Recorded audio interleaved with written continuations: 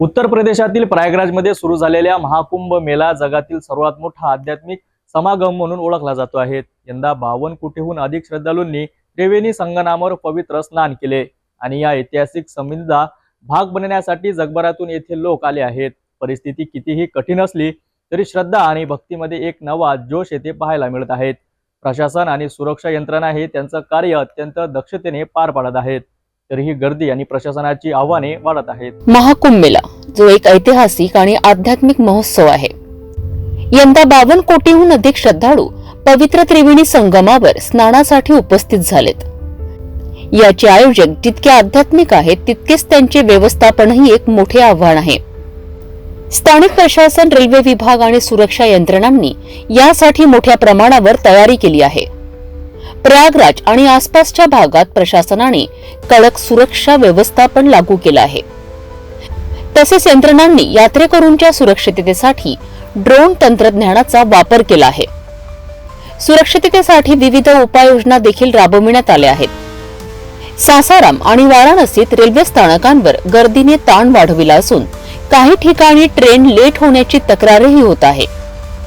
प्रशासनाने emergency plan लागू करत ट्रॅफिक डायव्हर्जन आणि वन वे रूट व्यवस्था ही लागू केली आहे, परंतु त्यामुळे परिस्थिती अजूनही आव्हानात्मक आहे। जो कुंभ मेले का पलट प्रवाह आ रहा है उसमें लाखों की संख्या में श्रद्धालु बनारस में आगमन कर रहे हैं। इन्हीं की सुरक्षा हेतु यहाँ पे भारी संख्या में पुलिस बल तैनात किया गया है और एंट्री और एग्जिट पॉइंट्स जो भीड़ के हैं वो चिन्हित कर लिए गए हैं और दोनों को अलग अलग रखा गया है, जिससे कि कहीं भी भीड़ जो है आपस में ना टकराए।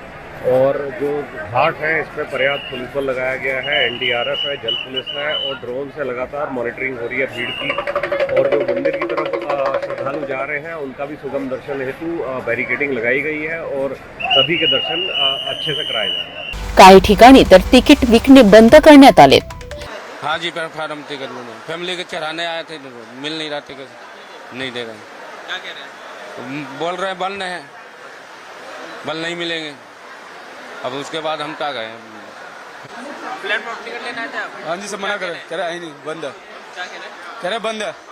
तर काही भाविक गर्दीचा ओघ बघता हिम्मत खचून परतीचा प्रवास करीत आहेत। गर्दी आणि व्यवस्थापनाच्या मोठ्या आव्हानांसह प्रशासन आणि सुरक्षा यंत्रणा अत्यंत दक्षतेने काम करीत आहेत। कुंभ मेला तो हम लोग कल 7 बजे से सादा से बहुत परेशान हैं। इतनी गर्दी है कि अब यहाँ से हम लोग घर वापस जा रहे हैं। इतनी भीड़ है कि हिम्मत नहीं पड़ा है। हम लोग 20-25 परिवार हैं, हाँ, और बहुत गर्दी ज़्यादा है और इससे हिम्मत नहीं पड़ रहा है। उसमें बुजुर्ग लोग भी हैं, जाने के बाद हो सकता है परेशानी होगी। हम जा रहे थे कुंभ में सर, स्नान करने के लिए। तो जा पाएंगे कि नहीं? नहीं सर, अभी तो हमें नहीं लग रहा कि जा पाएंगे, क्योंकि कोई व्यवस्था ऐसा मिल ही नहीं रहा हम लोग को। ट्रेन है? नहीं सर, ट्रेन तो जो भी ट्रेन आ रही है, क्या नाम, फुल आ रही हैं, उसमें जगह नहीं मिला चढ़ने के लिए। कैसा हम लोग जाएंगे? फिर साथ में जो कि बच्चे भी हैं, परिवार भी हैं, उनको हम लोग लेके जाएंगे, उसमें तो मर जाएंगे सर। और वो कल से जो कि हम लोग रात से जो कि क्या नाम है कि 7 बजे से अपना जो कि सिटी में जो कि पूरी रात बैठे हुए थे। क्या ये ट्रेन आएगी? हम लोग 18 ट्रेन जो कि आया, कोई ट्रेन हम लोग को मिला नहीं सर। तो क्या करेंगे सर? अभी हम लोग रिटर्न जा रहे हैं घर। ट्रेनची उशीर आणि स्टेशनांवरील ताण यांसारख्या समस्यांवर नियंत्रण ठेवण्यासाठी विविध उपाययोजना लागू करण्यात आल्या आहेत।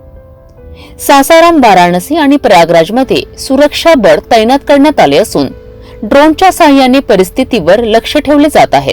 यात्रेकरूंची संख्या सतत वाढत आहे आणि आगामी महाशिवरात्री सोबत मेळ्याचे समापनही होईल। यामुळे प्रशासनाने आणखी कडक सुरक्षा उपाय आणि व्यवस्थापनाच्या योजना राबविल्या आहेत। महाकुंभ मेळा 2025च्या या अनोख्या आध्यात्मिक समागमात सहभाग घेतलेले प्रत्येक भक्त या ऐतिहासिक क्षणाचा भाग बनले आहेत। अगले 9 दिनों तक यह उत्सव इसी रूप में चलने वाला है। कल्पना करिए, ये भारत की पोटेंशियल है और यही भारत की आस्था को अगर सम्मान दिया गया होता तो भारत किन ऊंचाइयों को प्राप्त करता है। और उस महाआयोजन के अवसर पर आप सभी को उत्तर प्रदेश आने का अवसर प्राप्त हुआ। यहां से आपको कुछ स्थलों को उत्तर प्रदेश के अंदर देखने का भी सौभाग्य प्राप्त होगा। जिसमें अयोध्या में श्री राम जन्मभूमि,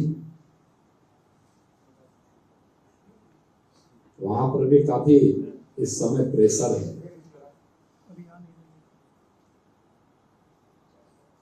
वहां से प्रयागराज और उसके बाद काशी, तीनों ऐसे स्थल हैं जहां पर वर्तमान में बहुत देश और दुनिया से आए हुए श्रद्धालुजन बड़ी श्रद्धा भाव के साथ आकर के आस्था को वहां पर व्यक्त कर रहे हैं। यह एक अवसर है हम सबके सामने, जब हम लोग इस आयोजन के साक्षी बनने जा रहे हैं और इस आयोजन के माध्यम से हम लोग भारत की आस्था को दुनिया के सामने भी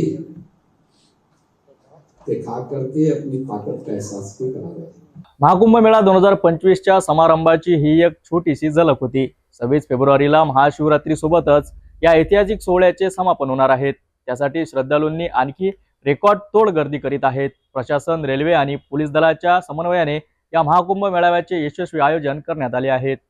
महाकुंभ मेळा 2025 आणि त्यांच्या महत्त्वाच्या अधिक माहितीसाठी पाहत रहा सिटी न्यूज।